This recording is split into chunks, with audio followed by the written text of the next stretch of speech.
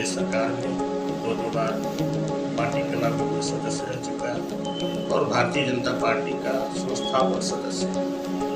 चलिए, बहुत बहुत धन्यवाद। आज आपने जो बताया माटी कला बोर्ड से, तो वास्तव में माटी कला बोर्ड जो देखा जाए भारत की जो सभ्यता संस्कृति है, आपने इसे जुड़ा रहा, ये बड़ी गौरव की बात है। आपने जो आज सरकार की बात कही है, तो आज जो भाजपा सरकार आज क्या मेन मोटो है, उद्देश्य है आज ग्रामीण क्षेत्रों में या ग्रामांचल में या जो प्रदेश या स्तरीय में या देश में विकास के कार्यों को किस नजर से देखा जाता है? नहीं, हमारी डबल इंजन की सरकार है और उत्तर प्रदेश की सरकार हो या केंद्र की, हम हर तरफ से योजनाएं गरीबों के विकास के लिए ले आते हैं। इसमें माटी कला बोर्ड के माध्यम से भी जिन कुम्हारों की आय प्रतिदिन की 250-300 थी, उसे बढ़ाने की कोशिश किया और उनको 2000 रुपये तक हमने पहुंचाने का काम किया है। कैसे? तो अगर हाथ वाले चाक से वो कुल्हड़ बनाते हैं और एक कुल्हड़ का दाम 1 रुपया होता है, तो दिन भर में वो 400 से 500 कुल्हड़ बना पाते थे, जिसमें आधा तो उनका ईंधन लग जाता था। इस नाते 250 से 300 रुपये केवल बच पाते थे। जब से उन्हें विद्युत चालित चाक दिया है, तो प्रतिदिन उनके कार्य की क्षमता के हिसाब से भी और विद्युत सप्लाई के हिसाब से भी वो कम से कम 2000 कुल्हड़ बनाते हैं और 2000 कुल्हड़ बनाने से उसमें अगर 500 का भी ईंधन लगता है तो 1500 रुपया प्रतिदिन उनको बच रहा है। इस हिसाब से किसी रोज काम किया, किसी रोज नहीं भी किया, तो भी महीने का 30,000 रुपये तक की वो आय कर रहे हैं, जो 10,000 भी नहीं कमा पाते थे मुश्किल से। आज वो 30,000 रुपये तक की आमदनी प्रति महीने कर रहे हैं। तो हमारी सरकार का उद्देश्य है कि गरीबों की आय में वृद्धि हो। इसके कारण बहुत सारी योजनाएं चलाई। हमने अपनी सरकार की तरफ से कभी भेदभाव हिंदू मुसलमान का नहीं किया, सिख ईसाई का नहीं किया। जो भी योजनाएं हम लेकर के आए सबके लिए लेकर आए। अब देखिए, किसान सम्मान योजना है, वो किसी भी जाति धर्म का हो, सबके खाते में 2000 रुपया करके 3 किस्तों में 6000 रुपया सालाना जा रहा है। हमने उसमें भेदभाव नहीं किया। ये भेदभाव का आरोप हमारे विपक्ष के लोगों का है। चलिए, कि बता दें आपसे कि आज जो आपने कहा कि सबको बराबर दिया जा रहा है, हर एक वर्ग पर समाज को, जो राशन की बात आपने कहा, तो आपको बता दें कि बहुत से ऐसे गाँव में देखा सुना जा रहा है कि जो भी राशन की जो दुकान है, सरकारी सस्ते गले की दुकान है, उसमें लोग घटतौली तौलते हैं और वहाँ की जनता की जो उस पर अनशन कोई करती है, तो उसका कोई जो है कि नहीं, ये तो स्थानीय ग्रामवासियों को चाहिए कि घटतौली न होने पावे। सरकार कभी नहीं कहती है कि आप घटतौली करके बेचिए। सरकार का तो ये उद्देश्य है कि हर गरीब को उसका लाभ मिले, उसके हिस्से का लाभ मिले। आप देखिए, आज जो भी अनुदान दिए जाते हैं सरकार द्वारा, वे लाभार्थी के खाते में सीधे दिए जाते हैं अनुदान। अगर बिचौलियों के लिए छोड़ दिया जाता तो वो आधा खा जाते, गरीबों को लाभ नहीं मिलता। अब घटतौली हो रही तो जहाँ शिकायतें आती हैं वहाँ कार्रवाई भी होती है। तो वो तो कहते हैं कि नहीं, हम कहाँ से खाएंगे, आपको देंगे, तो हमें तो इसी में से चलना है। इस पर क्या कहना चाहते हैं? देखिए, एक समय ये था कि जब राशन का कोई हिसाब किताब नहीं होता था और ब्लैक मार्केट में लोग बेच देते थे, उसको बायोमेट्रिक जब से किया है तब से अब बिना अंगूठा लगाए किसी को राशन मिल रहा है क्या? कितना कोई घपला कर पाएगा? नहीं कर पाएगा। रही बात तौल की, घटतौल की, ये तराजू बाट का मैटर है।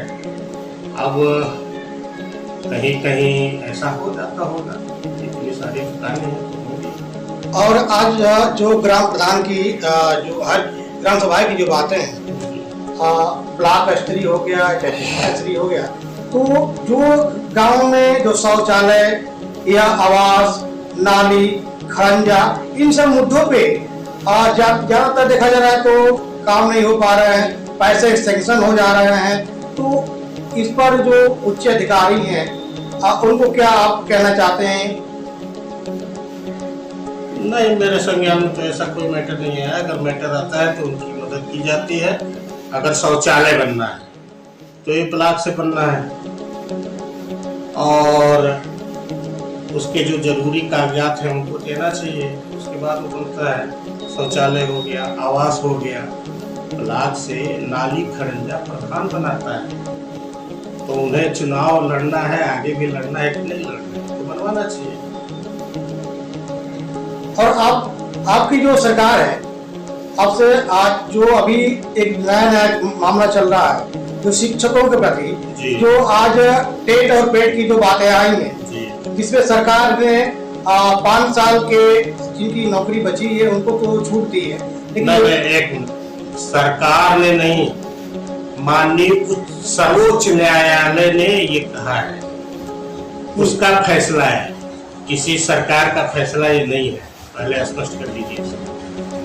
माननीय सर्वोच्च न्यायालय ने शिक्षक पात्रता परीक्षा पास करना ये अनिवार्य कर दिया है और उनको छूट दिया है। 5 साल जिनकी नौकरी रह गई है वो परीक्षा नहीं देंगे, लेकिन उससे ज्यादा जिसकी नौकरी रह गई है उन्हें 2 वर्ष का समय भी दिया है।